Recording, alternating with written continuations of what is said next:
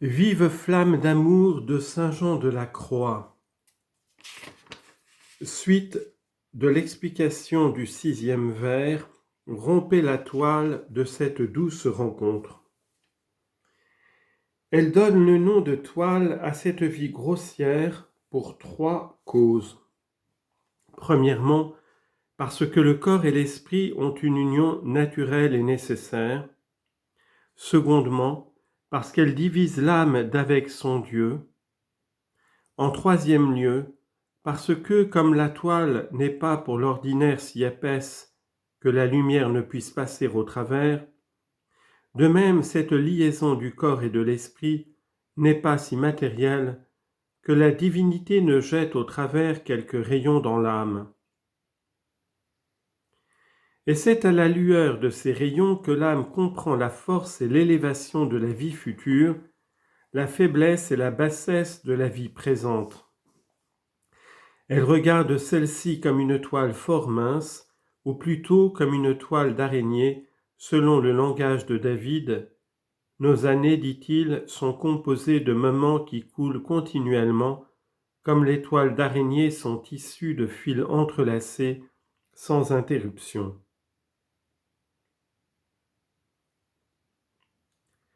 Psaume 89, verset 10. Elle lui paraît même quelque chose de moindre qu'une toile d'araignée, parce qu'elle en juge selon le sentiment de Dieu, devant qui, dit le prophète royal, 1000 ans ne semblent être qu'un jour déjà passé, et toutes les nations de l'univers ne sont, comme parle Isaïe, qu'un pur néant. Psaume 89, verset 4. L'âme n'en a que le même sentiment, parce que Dieu seul lui est toute chose. Mais il faut considérer ici pourquoi l'âme demande que cette toile soit plutôt rompue que coupée. On en peut rapporter 4 raisons. La première, afin qu'elle parle en termes propres, car quand on donne impétueusement dans une toile, on la rompt et on ne la coupe pas. La seconde, l'amour veut de la violence et de l'impétuosité, à laquelle il convient mieux de rompre que de couper. La troisième, plus l'amour est ardent, plus il presse de rompre la toile, afin qu'il arrive plus tôt à sa dernière perfection. En effet, il est d'autant plus véhément et plus pressant qu'il est plus prompt en son action et plus spirituel par son dégagement des choses corporelles. Car les forces de l'amour en cet état sont plus unies et plus grandes, et conséquemment, elles opèrent plus promptement dans l'âme la parfaite transformation de l'amour. De la même manière que, dans la nature, il y a des qualités qui s'introduisent en un moment dans leurs objets, comme la lumière dans l'air ou dans un verre bien poli et bien net. Jusque-là, la forme de la transformation n'avait pas été reçue en l'âme. Les seules dispositions avaient précédé, à savoir les affections et les désirs qu'on avait formés successivement et à plusieurs reprises.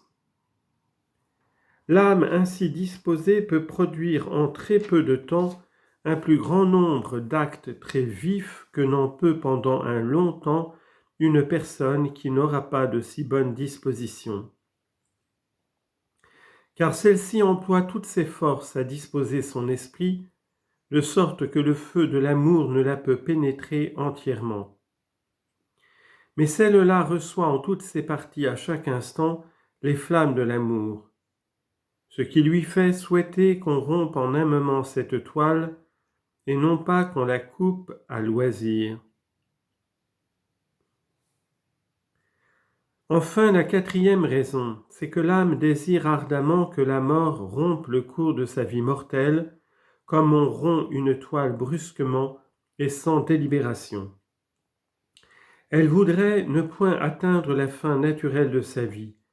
Elle se sent portée à souhaiter, quoiqu'avec résignation, au dessein de Dieu, que quelque coup impétueux de l'amour le plus fort l'enlève de ce monde, sachant bien que Dieu retire quelquefois ces âmes avant le temps que la nature prescrit, pour les récompenser promptement de leurs travaux et pour les plonger dans les flammes de son amour et dans les torrents de ses plaisirs éternels. Le sage ne permet pas d'en douter. Il s'est rendu agréable à Dieu, dit-il, et il s'est attiré son amour.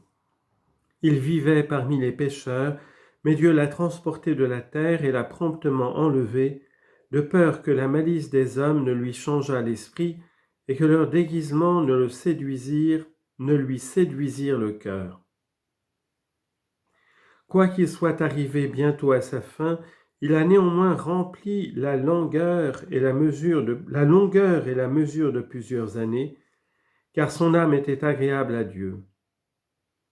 C'est pourquoi il s'est hâté de le dégager des iniquités et des péchés qui l'environnaient de tous côtés. Sagesse, chapitre 4, versets 10 à 14. De cette manière, c'est une chose de grande conséquence de s'appliquer sans cesse à l'exercice de l'amour, afin que l'âme, étant d'une perfection consommée, ne trouve rien qui l'empêche d'aller au ciel et de voir Dieu face à face, tel qu'il est en lui-même. Mais il faut examiner maintenant pourquoi l'âme appelle rencontre l'attaque que le Saint-Esprit lui fait dans le fond de son intérieur. La raison en est que l'âme désire extrêmement d'achever la vie présente. Toutefois, parce que le temps que Dieu lui a destiné pour mourir n'est pas encore venu, elle n'est pas contente.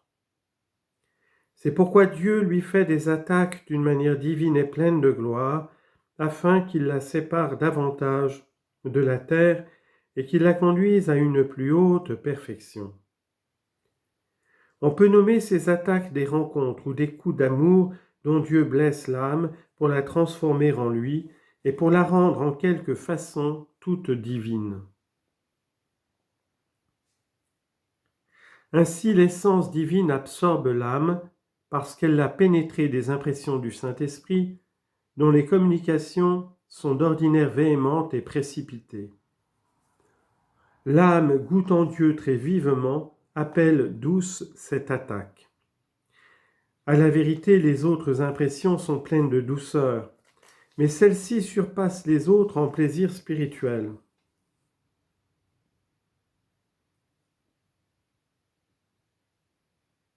Car Dieu s'en sert afin de détacher l'âme de son corps d'une manière plus parfaite et de la couronner de gloire.